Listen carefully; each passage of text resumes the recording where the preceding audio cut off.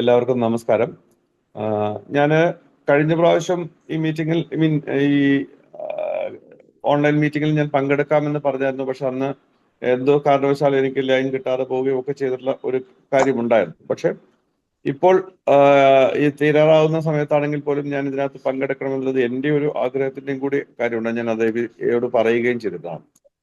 ഒരർത്ഥത്തിൽ ഏറ്റവും വലിയ ഒരു സമ്മിറ്റിന്റെ ഭാഗമായിട്ട് തന്നെയാണ് നമ്മുടെ ഈ ഒരു ഓൺലൈൻ മീറ്റിംഗ് നടക്കുന്നത് എന്ന് ഞാൻ കരുതുന്നുണ്ട്. കാരണം നമ്മുടെ നാട്ടില് ക്യാൻസറിനെ കുറിച്ചൊരു അവയർനെസ് ഉണ്ടാക്കിയെടുക്കുക എന്ന് പറയുന്നത് പലപ്പോഴും കഴിഞ്ഞ ഒരു 10-12 വർഷത്തോളമായിട്ട് സ്വസ്തിയും മനോരമയും ഒക്കെ ചേർന്ന് നടക്കുന്ന ഈ പ്രോഗ്രാം ചെയ്തിട്ട് പോലും നോർമലി ഇതിനെ കുറിച്ചൊരു ധാരണ ഉണ്ടാകുന്നതിന്റെ അറിവില്ലായ്മ പലപ്പോഴും പല ആളുകൾക്കും സംഭവിച്ചു കൊണ്ടിരിക്കുന്നുണ്ടെന്നുള്ളത് നമുക്കറിയാവുന്ന കാര്യമാണ്. കാരണം ഞാനത് എൻ്റെ ജീവിതം കൊണ്ട് തന്നെ പറയേണ്ട ഒരു കാര്യം തന്നെയാണ്. എനിക്ക് ഒരു കസിൻ സിസ്റ്റർ ഉണ്ടായിരുന്നു.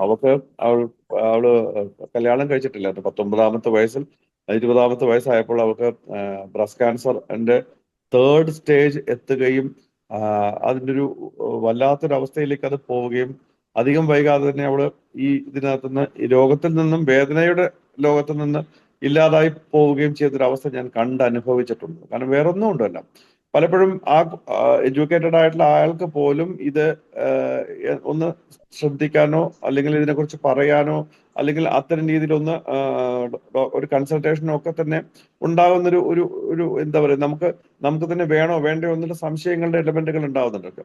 കാരണം ഇതൊരു ധാരണയില്ലായ്മയുടെ ഒരു അവസ്ഥയായിരുന്നു ഒരു പീരീഡ്. പക്ഷെ ഇന്ന് ഏറ്റവും കൃത്യമായിട്ട് ഇത് ഡോക്ടറുമായിട്ട് കൺസൾട്ടേഷൻ ഉണ്ടാവുകയും നമ്മുടെ ശരീരത്തെക്കുറിച്ച് നമുക്ക് ബോധമുണ്ടാവുകയും നമ്മുടെ ശരീരത്തിൽ അനാവശ്യമായിട്ടുണ്ടാകുന്ന ഒരു ചെറുമുഴ പോലും അല്ലെങ്കിൽ എന്തെങ്കിലും വിധത്തിലുള്ള ഒരു അവസ്ഥ ഇത് നോർമൽ അല്ല എന്ന് തോന്നുമ്പോൾ അത് കൺസൾട്ട് ചെയ്ത് അതിനൊരു നീതിപൂർവമായ ഒരു തീരുമാനം ഉണ്ടാക്കേണ്ടത് ആവശ്യമാണെന്ന് ഇന്നത്തെ കാലത്ത് ആളുകൾ മനസ്സിലാക്കേണ്ടതുണ്ട്. കാരണം ഈ കഴിഞ്ഞ ദിവസങ്ങളിൽ തന്നെ എൻ്റെ ഒരു ഫ്രണ്ട്, ഒരു ഡോക്ടർ, അദ്ദേഹത്തിന്റെ ചേട്ടൻ കോളൻ ക്യാൻസർ വന്ന് മരണപ്പെട്ടതാണ്.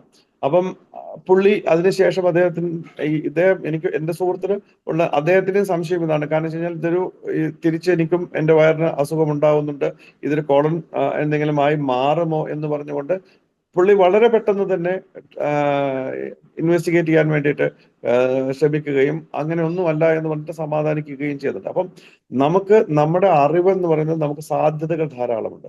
ആ സാധ്യതകൾ നമ്മൾ കൃത്യമായിട്ട് ഉപയോഗിക്കാൻ ആളുകളെ ബോധവാന്മാരാക്കുക എന്ന് ചില സ്വസ്തിയും ഈ പറയുന്നത് പോലെ ഒരു ഗ്ലോബൽ പ്രിവെന്റീവ് സമ്മിറ്റിലൂടെ തീർച്ചയായിട്ടും ജനങ്ങളെ മുഴുവൻ ബോധവൽക്കരിക്കപ്പെടേണ്ടതുണ്ട് എന്നുള്ളതും ഇത് ആരോഗ്യരംഗത്ത് സജീവമായിട്ട് എങ്ങനെയാണ് ഇത്തരം രോഗങ്ങളിൽ നിന്ന് മുക്തി നേടുക എന്നുള്ള. കാരണം പലപ്പോഴും ഈ പല രോഗങ്ങൾക്കും എവിടെയെങ്കിലുമൊക്കെ ചിലപ്പോൾ, വളരെ ചിലപ്പോഴാണ് പറഞ്ഞത്, എനിക്കത് അത്ര കൃത്യമായിട്ട് അറിവില്ലെങ്കിൽ പോലും ചിലപ്പോഴൊക്കെ പാരമ്പര്യത്തിന്റെ ജനറ്റിക്കൽ സ്വഭാവത്തിന്റെ കാര്യങ്ങൾ പറയപ്പെടുന്നുണ്ട്. പാരമ്പര്യമായിട്ട് ചിലപ്പോൾ ഈ രോഗം വരും എന്നൊക്കെ പറയുന്നത്. പക്ഷെ അത് ഞാൻ എങ്ങനെ അറിയില്ല.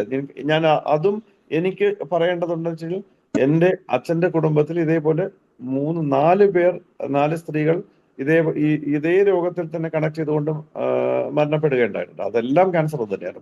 അപ്പം നമ്മളറിയുള്ളൂ എവിടെയോ ഇതിന്റെ ഒരു ജനറ്റിക്കലി ഒരു ജീൻ സ്വഭാവത്തിനകത്ത് ഒരു വേരിയേഷൻസ് ഉണ്ടാവുമോ എന്ന് ഞാൻ സംശയിച്ചിരുന്നു. ഞാൻ പല ഡോക്ടർമാരോട് ചോദിച്ചിട്ടുണ്ട്. ചിലപ്പോൾ, വളരെ ചിലപ്പോൾ ഉണ്ടായേക്കാം എന്ന് പറയുന്നത് എന്നല്ല. കാരണം അതൊരു ഉറപ്പായിട്ടും പറയപ്പെട്ടിട്ടുണ്ടോ എന്ന് എനിക്ക് സംശയമുള്ള കാര്യമാണ്.